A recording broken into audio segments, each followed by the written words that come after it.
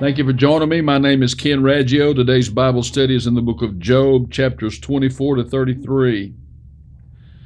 In Job 24, Job enumerated so many felonies of evil men. He said they remove landmarks, they steal flocks and feed, they plunder the fatherless, they plunder the widows, they raid farmers' fields, they're heartless toward homeless, they kidnap newborns, and they're cruel to the barren. They steal food from the poor. They murder. They commit adulteries. The contemporary English version of the Bible renders these verses like this. Listen carefully. God may let them feel secure, but they are never out of His sight. They're great for a while, but they're gone forever. Sinners are mowed down like weeds, then they wither and die. If I haven't spoken the truth, then prove me wrong. That's Job 24, verse 23 to 25.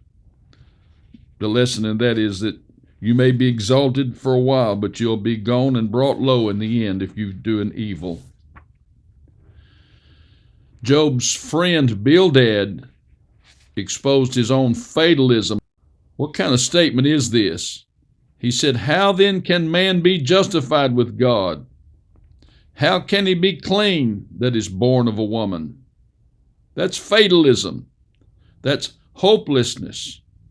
If Bildad's statement was true, it would be impossible to be saved. You've got to avoid that attitude at all costs. God is righteous and man is wicked, but God is also merciful. Job 25 and 2, "Behold, even to the moon, and it shineth not. Yea, the stars are not pure in His sight. How much less is man, that is a worm, and the Son of Man, which is a worm." That is a pretty pessimistic take on life. Job wanted to know of his friends, "How hast thou helped him that is without power? How savest thou the arm that hath no strength?" Who do you think you're talking to? What spirit is this you are manifesting? They're all good questions. Sometimes you have to stop the critic in his tracks. It's easy to blather on with endless criticisms of others, but the real question is, what good are you doing? Job 26:3, "Hast thou counseled him that hath no wisdom?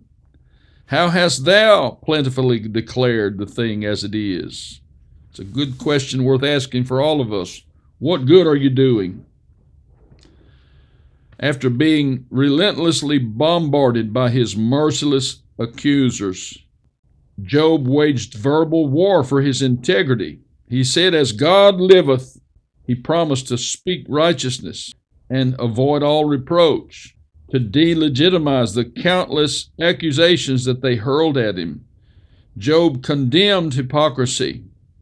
He said, in effect, the prayers of a hypocrite are vain. Job 27 and 8 through 10. "What is the hope of the hypocrite?" he asked. "Though he hath gained, when God taketh away his soul, will God hear his cry when trouble cometh upon him? Will the hypocrite delight himself in the Almighty? Will he always call on God? For God shall cast upon him and not spare, and he would fain flee out of his hand." Job contemplated wisdom. Here's what he said. He said, "Silver has its place, gold has its place, iron has its place, brass has its place, darkness has its place, the flood has its place.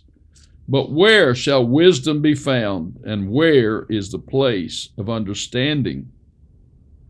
There's another verse that says, "There is a path which no fowl knoweth, and which the vulture's eye hath not seen." That's a high path. God understands the way of it, and He knows the place thereof. The lesson in this is that wisdom is hidden in God. We should fear God to gain wisdom. Job 28:28, "Behold, the fear of the Lord, that is wisdom, and depart from evil is understanding." I hope you have that committed to memory. The fear of the Lord is wisdom, and to depart from evil his understanding.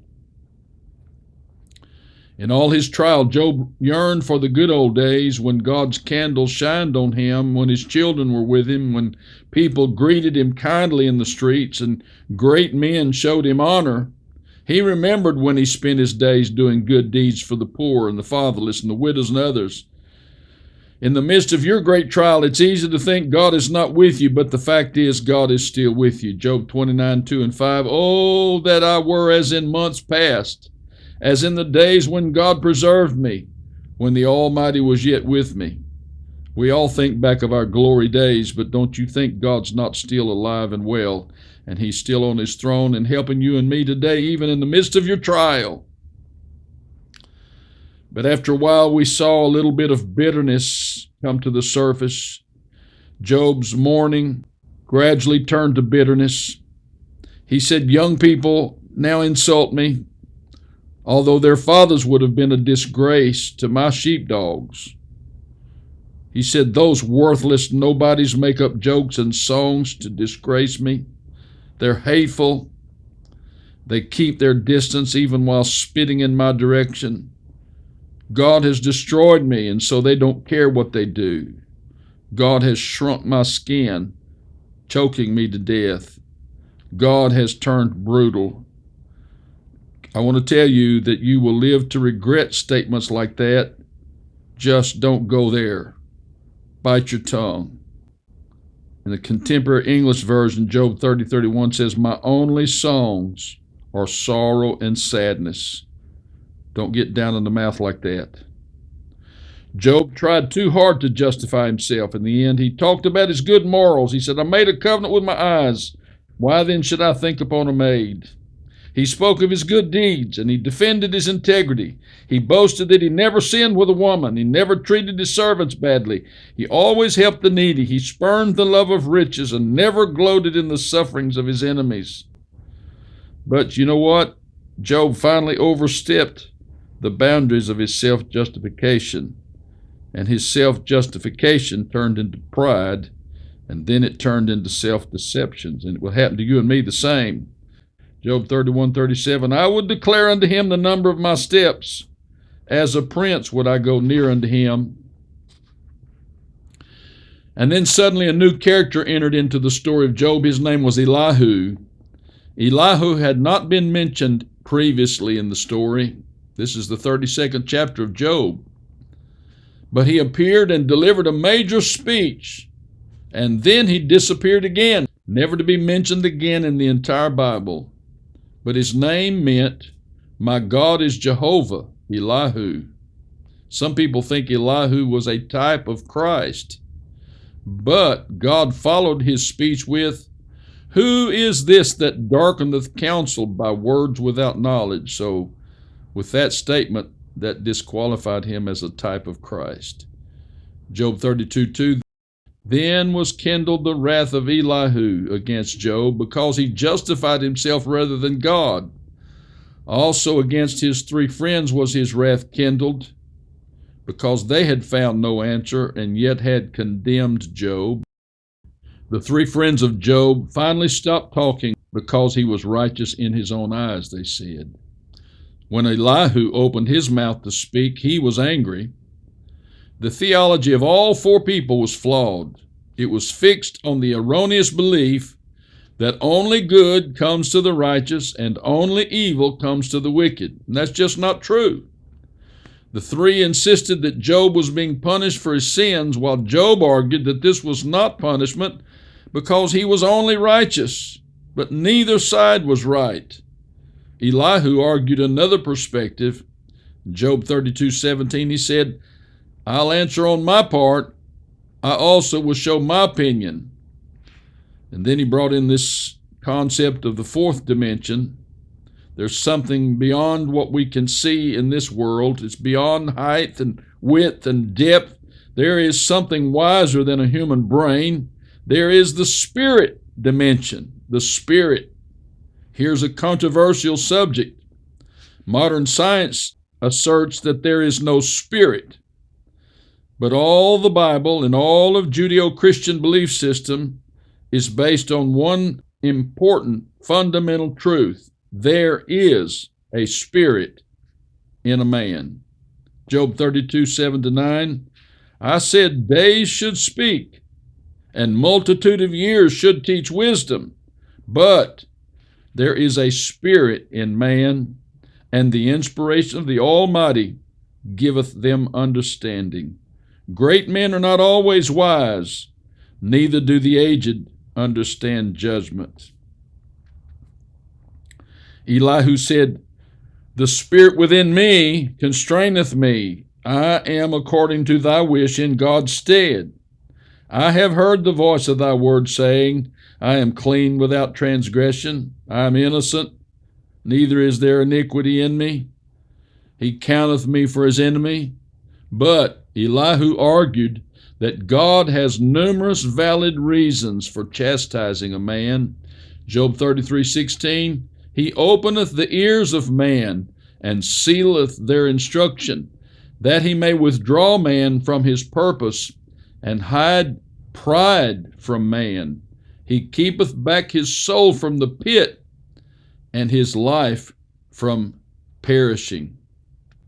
So Elihu posited that when God chastises a man, the angel of the Lord is there to minister to him if he responds properly to the chastisement. He said the angel will deliver him from falling, and that man's prayers will become effective again.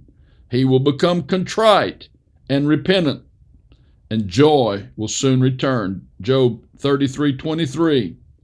He said, if there be a messenger with him to show unto man his uprightness, then he is gracious unto him, and saith, deliver him from going down to the pit.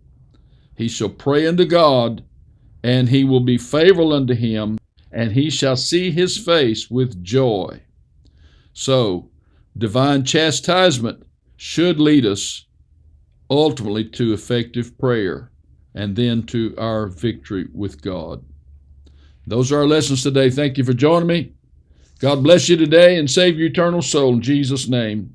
I'll see you next time. Thank you for watching. Please like and share and follow me on Facebook, Twitter, MeWe, Gab, CloudHub, BitChute, Rumble, YouTube, Telegram, Truth Social, Instagram, and LinkedIn. Visit my website at KenRaggio.com for thousands of pages of Bible articles on every subject. Subscribe to receive my daily Bible studies by email. Go to Amazon, search for books by Ken Raggio. You'll see my daily Bible companion, 5,000 lessons almost from every chapter of the Bible, 2-volume set, Old and New Testaments. Get the Daniel prophecies, God's plan for the last days, 726 pages with footnotes, 175 photos, one of the most powerful prophecy teachings anywhere. Get the greatest doctrines of the Bible. Get praying on purpose, praying for results, how men prevail with God. Get Long Winding Road, my very personal story, and Treasures of Darkness, how to see the glory of God in your darkest trials. Click the link below if you want all 9 books for only $125 here in the United States only. And please donate through the link below, and then share these videos with your friends, and I'll see you next time. Good night.